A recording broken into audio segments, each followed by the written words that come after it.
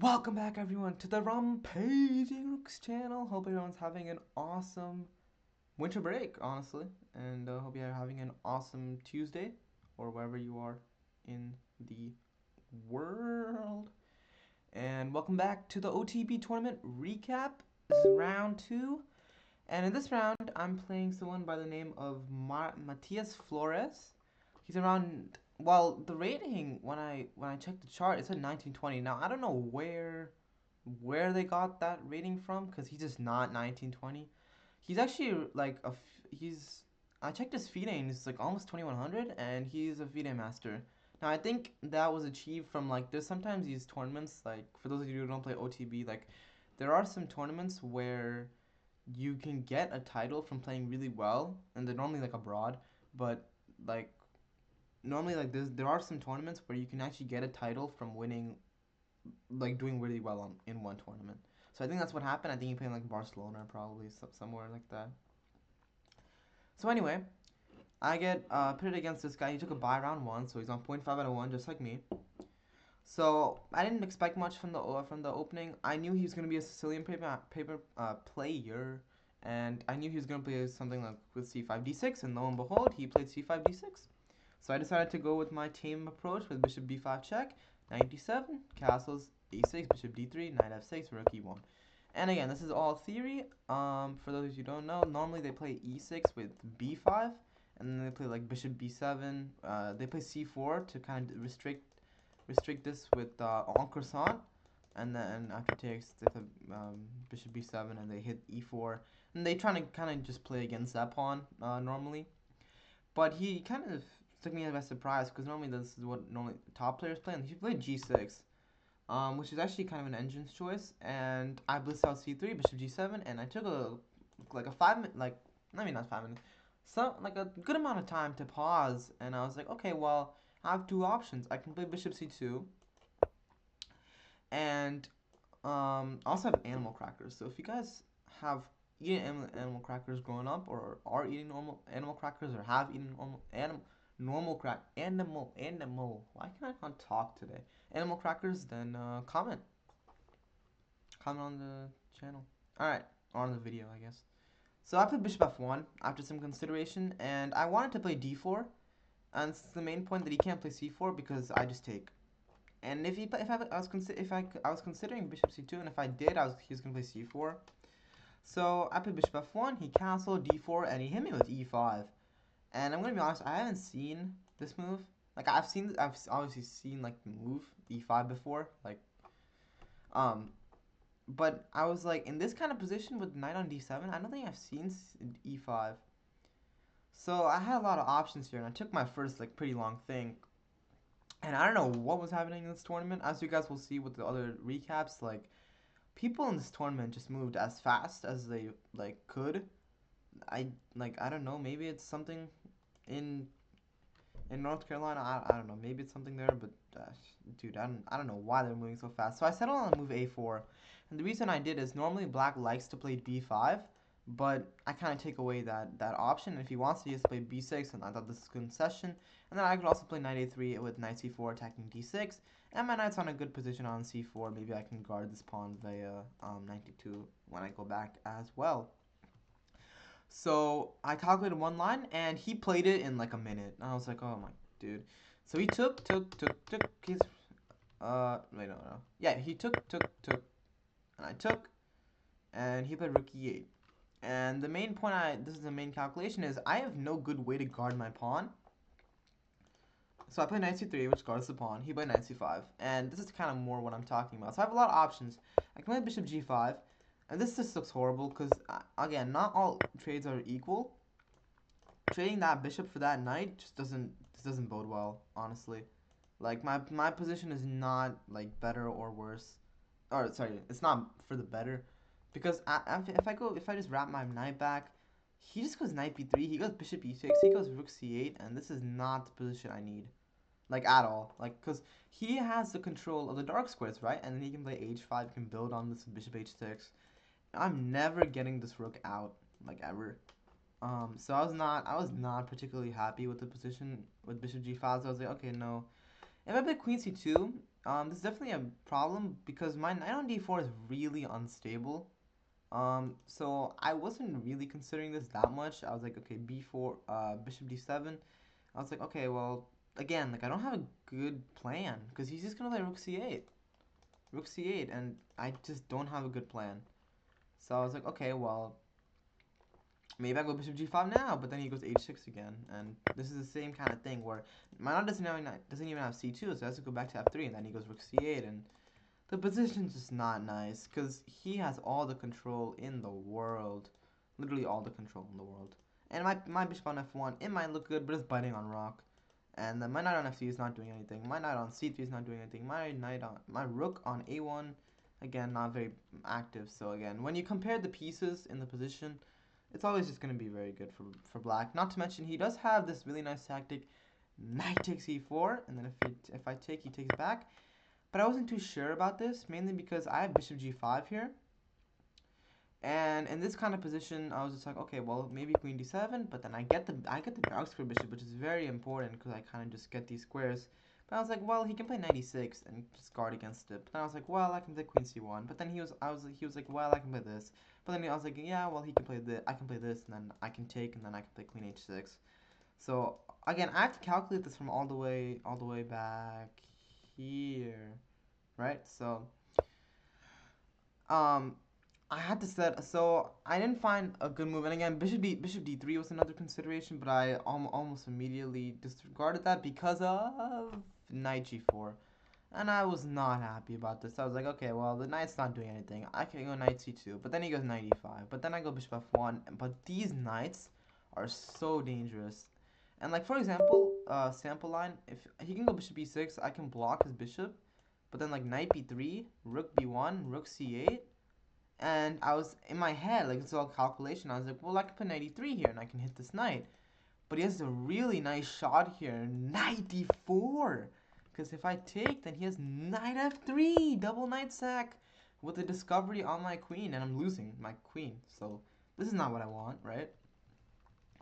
So I was thinking a bit, and I was like, okay, well, you know, if I don't have that, I can go knight f3, but this just doesn't look good.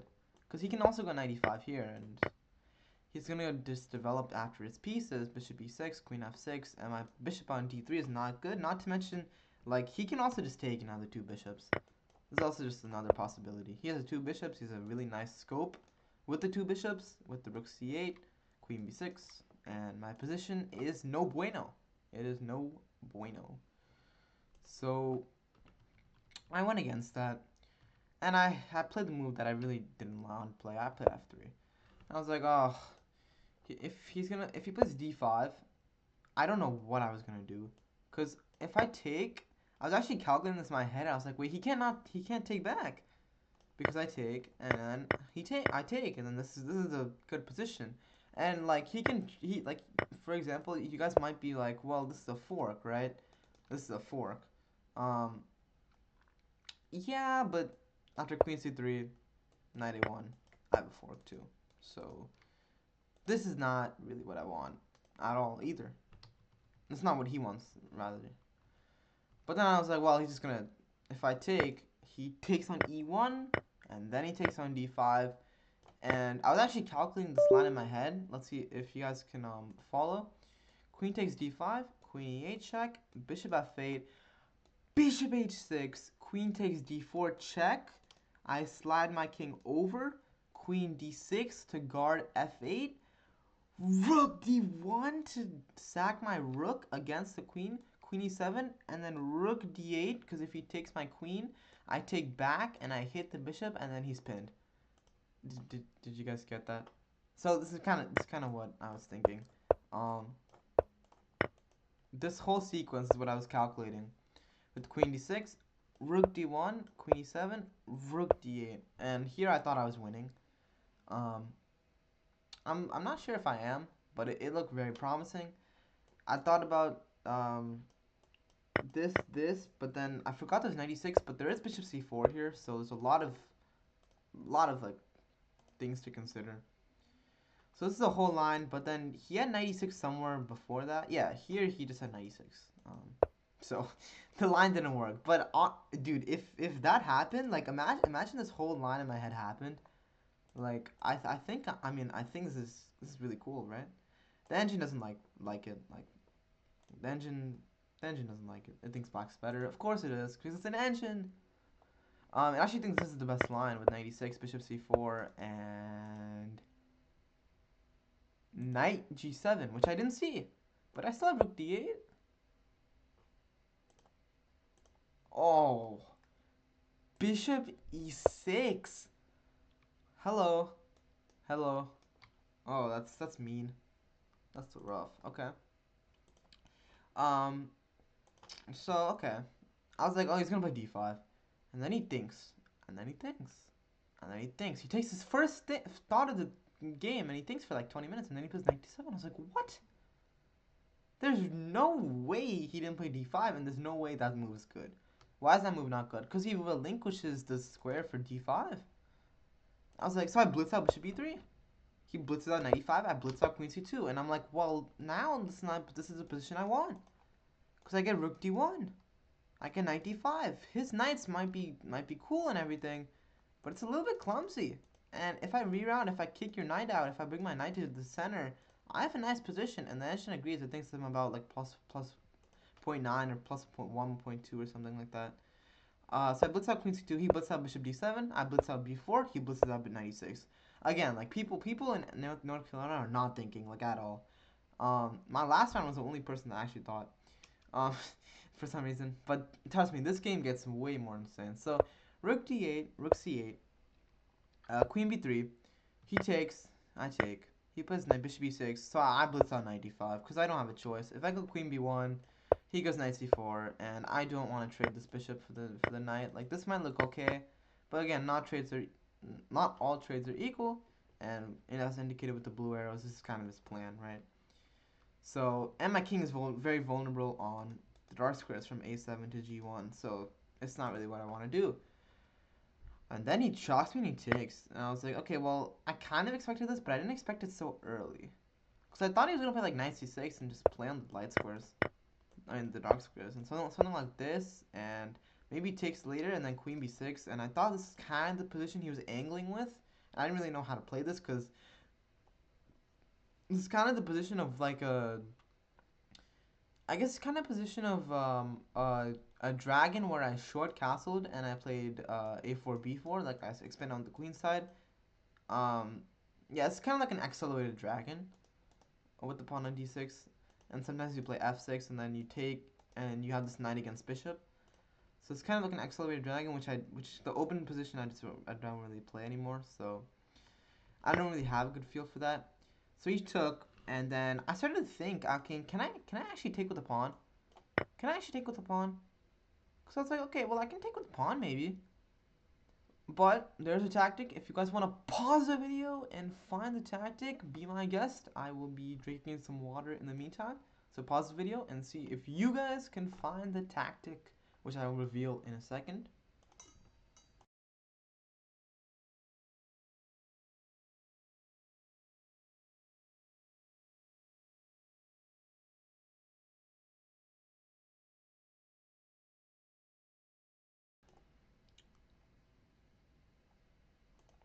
Enjoying my animal crackers. Alright, did you guys find it? Tactical shot, do your puzzles. And if you don't know how to solve chess puzzle, click on the related link video below. Knight takes f3. Checks. Always checks. You gotta look at checks. And I was like, oh, wow, he has knight f3. If I take with the queen. Oh, wait. Yeah, if I take with the queen, rook takes e1, and then bishop takes d4. So he actually gets this, and then he gets queen f6, and life is very merry for him, right? Like, it's opposite colored bishops, so you think, oh, draw, ooh, draw, ooh, draw. But he's the one with the pawn, and he's the one with the open file. Also, bishops can't move like that, but like he's the one with the open file, right? So it's not the position I want. And if I take back with the pawn, well, I actually calculated like he can play queen g5, take, and then maybe like queen h4 also hit this in with this. And this might have even be more powerful because he has bishop b5 to try to checkmate me. So I was thinking of all these lines. So I was like, okay, well, I can't play this. So I play queen d5. He blitzes out queen g5 because obviously he does. Very strong player. And then now I'm just like, well, I'm gonna play queen h1. So I should blitz out king h1, right? No, because he has the tactical shot again. Knight takes f3. How? It's not even check. Yeah, it's not even check. That's how powerful Black's tactics are. If I take with the queen, then he rotates his knight back and he hits e4. I'm like, what? What? Because if I take, he takes, and then knight f2, and I don't have a good way to guard against, well, everything, honestly. And he has open lanes everywhere. So I'm like, I can't play king h1. Then what the heck do I play? Like, for also, I forgot to mention, if I take, then takes, then it's the same. Not rook e2. It takes, and takes, and it's kind of the same setup. Opposite colored bishops, but again, it's not a draw. So I'm very proud of this move. I found the only move, I think, to kind of guard everything, which is queen b3. And I just kind of come back and I guard this, and he has no more tactics because I take and nothing's open. So if he takes, I take. So there's no more tacticos. And my time is getting really low at this point. So I have around like 25 minutes. He has around like 40. Rook d8, king h1, queen e7, and I blitz out rook d2, bishop h6, rook c2, takes. And like again, the time is around like, and he's dipped a little bit, so he's about like 34, 35 minutes. And I have around like 22, so he's still up time, and most of my points were up time, but some of them I played better against. So, but this game gets crazy. So he was knight c6, bishop c3, and he goes rook c8. So I'm like, okay, I'm gonna play queen b3, so just to kind of guard against this. And then he hits me with a maneuver that I just didn't see. He plays bishop f4, and I'm like, that is a crazy good move. Oh, I missed this, because I was just like, oh, well, now he's gonna go bishop b5. I was only thinking about bishop g7. And then I was like, well, if I ever need to, this king is baited out, and I played this. Also, I was just thinking to play rook d1. And you guys could be scared about this, but there's nothing to be scared of because there's no actual discoveries that are useful. And I thought that this position was super, super dangerous. Because I would play like h4, h5, h6, and then I'll play knight rook d6, and then I would get in somehow. And then I play bishop f4, and I go below 20 minutes. I play g3, bishop b5, f4 takes queen b7. I blitz out rook d1, and he finally thinks, and actually he thought for a while for bishop f4. He actually spent a lot of time. So he's in his 20s around now. Not like age, like he's a young kid. So rook d1, rook d1, and I was like, okay, well I stopped knight e5 because he can't do that. Tactics again. Gotta look for tactics. It's a very tactical game actually. If you guys haven't checked that out, make sure to check out my how to solve chess puzzles video. It's now on YouTube, so make sure to check that out. If you're here, say hi in comments. So this knight f97, and I tank all my time. I go from like, I don't know, 16 minutes to like 5. And the reason was that I like wasn't sure whether I abandon these pawns or I go for the kill. I was like, well, if I play this, I was really annoyed by this move queen c6. And I was like, well, this is not the move I want to engage with. Bishop g2, he just slides his queen forward, and now all of this is hit.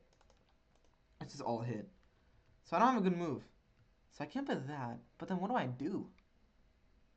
Because the problem is, it's nice like when you have all that space. Like back then, it was really nice when I had all this space. When he had pieces on the board. Now, he does not have pieces on the board.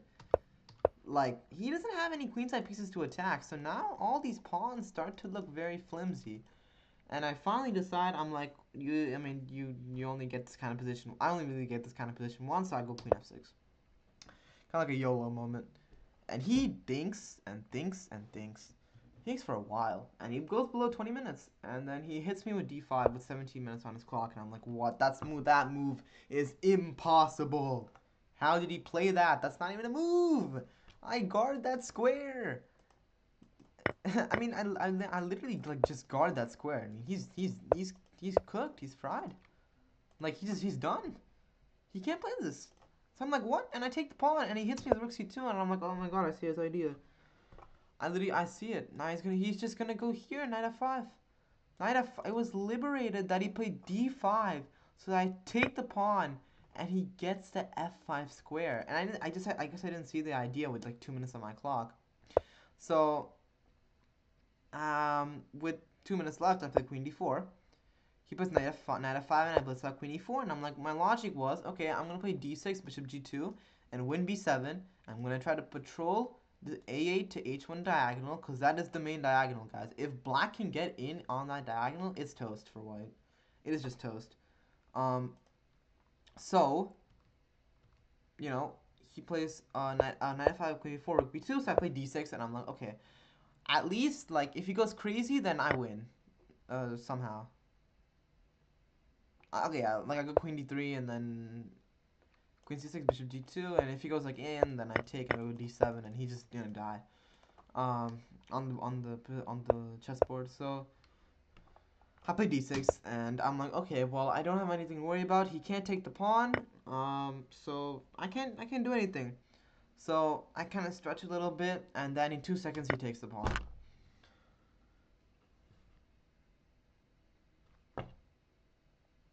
I'm like, dude, you that was the whole point. You cannot take the pawn. So I was going to queen d4, and I was like, wait, he just has queen c6.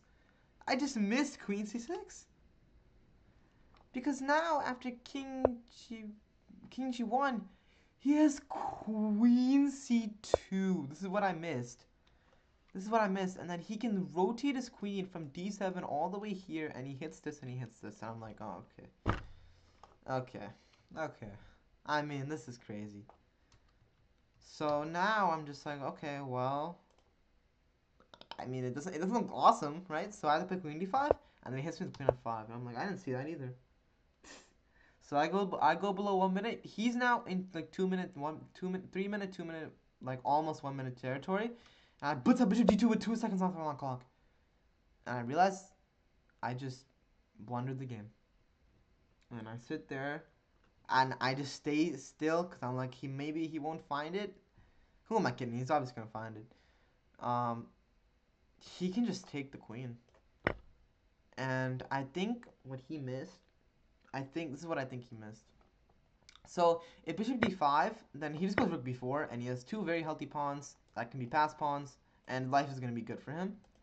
What I think he missed is that after rook takes d5, rook b1, I was going to go bishop f1, because if takes king g2, and maybe, just maybe, this position is like a draw. This is kind of what I was banking for. Something like this, and like maybe this is a good draw somehow. I don't know. Like king h3, and then I go here and I cut off his king. Maybe. But I realized that he has knight f5, and I just sat there and I was just like as still as I could be, because I blundered the game. Because now I can't play king g2 because there's a fork, and it doesn't matter if I move the rook. There is still a fork. There is most definitely still a fork. And I was sitting there, and I'm like, oh, I'm going to be 0.5 out of 2. What a way to return after 3 months of OTB. I had an awesome position. So I'm sitting there, and he thinks, and he goes down in 1 minute, and he plays queen c2. I'm like, there's no way. So now I think I'm winning because I played rook e1. And I'm like, well, he can't move the knight. Because I have a combination of rook e8 and queen e5, and somehow this has to be made. I don't know how. I don't know how I came to that conclusion, because knight f5, like, this is just not made. But, you know, like, who cares? We both had a minute. Like, you gotta count on the fact that your opponent's just not gonna be perfect. Like, right? They're not an engine. So, queen f2, rook f1, and I thought I was winning, because I thought I trapped him. He can't guard the queen and his knight. And then he played queen d2, and I was like, oh. Yeah, worst, like, best case now I have a draw, so I have to trade the queens, because if I don't trade the queens, guys, like, there's no way I survive this after knight f5 with knight d4 incoming, with knight e3 incoming, maybe some h5, h4 also. Also b4 just hanging wherever he wants it, so I have to take, And I know what you're thinking, but the game is not over, my friends. So we both have a minute here. And then I play Rook B1, and he plays Rook A2, and I'm like, I don't know what I'm doing. What am I doing? Cause he just takes, and I said worst case I have a draw, but if I go A5, my position looks like horrible. He goes Rook A4. He plants knight on B5. He tries to get my. He probably will try to get my knight like off, or my rook off the square, and then B4 is super weak. So I thought if I planted these pawns like this, I would have no chance to survive this game. So I had to go for it. I played B5. He played A5. I was like, oh, I thought he was gonna take. That's how I thought I was gonna get liberated. And then he put A5. I was like, oh, I forgot about that move. So with 2 seconds on my clock, I blitz out B6. I'm like, B6. I hit the clock. So now I'm down a minute. He has like a minute to calculate. But he goes down below a minute, like 40 seconds, and he goes King F8. Like, what a responsible move. Like, King F8 is crazy. Um, and I thought I blundered. I played Rook D1. And it happened to be that what I thought I had blundered turned out to be one of the smartest things I did in this game. I played Rook D1 because I didn't know what else to play. To be honest with you, like Rook A4 was gonna come. And I thought, okay, let's attack the knight. And then I realized, wait, he just goes King E7. So now I think I'm just a clown for playing Rook D1. So I played Rook C1. And then I realized, wait, what I just did was genius, because I get Rook C7 with the check. This king is with the check, and I get B7. So it all comes with tempo. I'm like, yeah, I'm just a genius. So much. And I'm like, oh my god, I found the way to save the game. So I was kind of take a breather, and I'm like, okay, I'm okay now. So I go Rook C7, King D8 takes, and he decides he's had enough in the position. I was actually thinking if he goes Rook B4, I had Bishop C6, and I might have winning chances, because if he takes Rook D7 check, but then I realized that he can go King C8, takes King C7, Rook D7, King C6, Rook F7, Rook A6, Rook A7, A4. And I thought I was losing here. I thought Rook H8, King C7, and I thought I had to make a draw. This is kind of my thought process all the way back there. Because I go Rook C8, Rook C1 there, but I think this is just losing. Because he just walks in. Which I also thought was a possibility. So he decided he had enough too, and then he took. We both have like under a minute here. So we both breathe, and I was in the back of my mind after this game, I was just kind of thinking like, could I just take all of these pawns? But then I was like, nah, it's too dangerous. Like he puts the rook behind the pawn, very important. Past pawns must be pushed, but they also must be guarded from behind, right? To be very powerful. And then he puts all this, and he's gonna walk his king if I start checking. So this is not what I want to do. So I decided enough is enough. He plays rook b4, I play rook a7, takes, and I can't lose this. If I lose this, I deserve to lose. So he plays rook b2, I play rook a7, I cut him off, king e8, and for some reason I'm like, for some reason I act like a total lunatic, and I played rook a1, and then I played rook g1, and then I played rook g2. And I just never, ever in my mind thought that this was a winning king and pawn endgame. And then I got to position, I'm like, my pawns are so overextended. Is this a winning king and pawn endgame? Did I just throw this game? Did I just really throw this game? He put king e5, I put king f2. King and pawn endgames, people. So now he puts king e4, king e2, and I thought I threw the game because f5. But then I was like, no, I didn't, because I just wait with these two things. I just wait, and he's not gonna force me out. So it's like, okay, I drew, and he made sure, that I actually drew by playing g5, which just makes it way easier. Because now I take, and we both have had under a minute here from all this king f8, and I found this rook d1, rook c1, which honestly saved me. He played g5, takes, king f2, and now I realized I definitely have a draw. He plays f5, king e2, f4, and he offered me a draw here, and I accepted. And compared to last game, this was an absolute crazy game. This game was the last game of the playing hall. I played for 5 hours and I think like 10 minutes, something like that. I played a 5 hour game, and when all was said and done, I was winning, I was losing, and it was a draw. So on that note, that ends the round 2 recap. I got saved, but I was also definitely losing. If you guys enjoyed the recap, make sure to hit that subscribe button. And we're at 23 subs right now. Let's keep climbing before 2026 ends. It'll be a nice little recap at the end of the year. So if you guys haven't already, make sure to drop that sub. Much appreciated. Hit that like button.